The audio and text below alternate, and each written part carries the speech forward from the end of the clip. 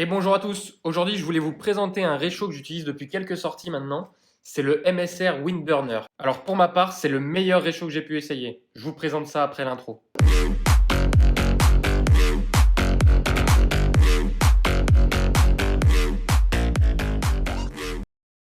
Alors pourquoi j'ai choisi le Windburner? Comme vous le savez pour ceux qui me suivent sur Facebook, je passe de nombreuses nuits en altitude pour ramener de magnifiques clichés de coucher de soleil, donc il me fallait un réchaud qui soit à la hauteur de mes exigences. Si vous n'êtes pas encore abonné à ma page Facebook, je vous invite à le faire, vous trouverez le lien en description. Et maintenant, je vais vous expliquer pourquoi le Windburner est le réchaud qu'il vous faut. Alors pour commencer, le Windburner est conçu en aluminium léger et solide. Il a une contenance de 1 litre. Il mesure seulement 16 cm sur 11 cm, ce qui fait de lui un réchaud très compact. 636 grammes tout compris. Là-dedans, il y a la bouteille de gaz, il y a tout. Donc comme vous pouvez le voir, il est ultra léger. Il a un bol intégré d'une contenance de 360 ml. Il a aussi l'avantage de s'adapter parfaitement bien avec le couvercle du réchaud.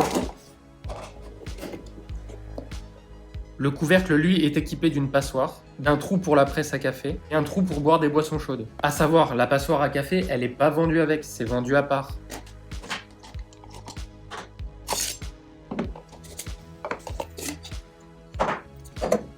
Pour le montage, c'est très simple. Il suffit d'enlever la pastille de la bouteille de gaz, de sortir le robinet pliable. Alors, il faut penser à bien le fermer avant de visser la bouteille, sinon il y a du gaz qui va s'échapper. Lors du montage de la cartouche, c'est inutile de forcer, il y a un petit joint en caoutchouc à l'intérieur. Et vous la vissez tout simplement.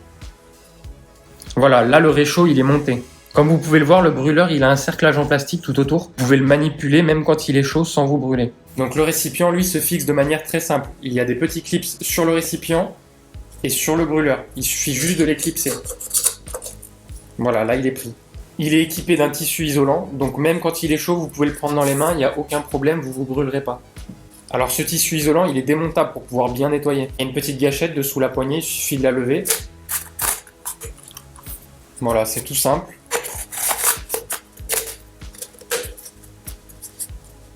Le récipient est gradué à l'intérieur, donc c'est un réchaud à brûleur radiant, ce qui offre une bien meilleure résistance au vent par rapport à un réchaud traditionnel. Donc si on le regarde de plus près, on peut voir qu'à l'intérieur, il y a un régulateur de pression, ce qui fait que vous aurez des performances homogènes, même lorsque les cartouches sont presque vides, que vous soyez en haute altitude ou que vous l'utilisiez par des basses températures. Alors ce que j'ai vraiment trouvé génial de la part de MSR, c'est que sur leurs cartouches, ils ont fait une jauge pour qu'on puisse savoir combien il reste de gaz. Donc c'est très simple, il suffit de mettre la cartouche dans un récipient d'eau, on chasse l'air, et on regarde le niveau de flottaison. Donc là il est au milieu, donc ça veut dire que la cartouche est à moitié pleine. Plus votre bouteille de gaz sera pleine, plus elle va couler. Donc pour celle-ci elle est neuve, comme vous pouvez le voir elle arrive sur le trait du haut et elle indique que la bouteille est pleine. Elle aurait été vide, la jauge serait environ par ici. Pour allumer le réchaud c'est très simple, vous ouvrez le robinet d'environ 1 tour et demi voire 2 tours, de quoi entendre le gaz sortir et vous l'allumez. Là vous le voyez peut-être pas mais il est allumé. On va maintenant voir ensemble combien de temps il met pour porter à ébullition. Donc j'ouvre le robinet un peu plus grand.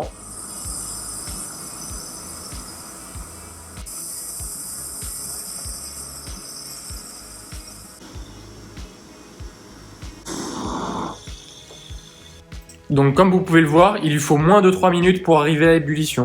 Alors vous pouvez cuisiner aussi directement dedans.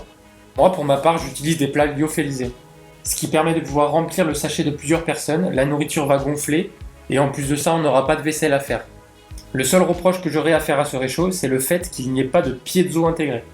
Donc si vous oubliez de prendre un briquet avec vous, vous êtes dans la...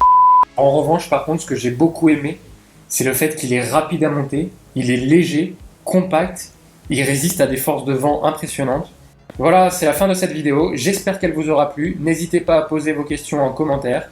Likez et partagez la vidéo si vous l'avez aimé. Je ferai prochainement de nouveaux tutos sur mon matériel, donc n'hésitez pas à vous abonner, activez la cloche pour ne rien rater. Je vous mets les liens en description et je vous dis à bientôt.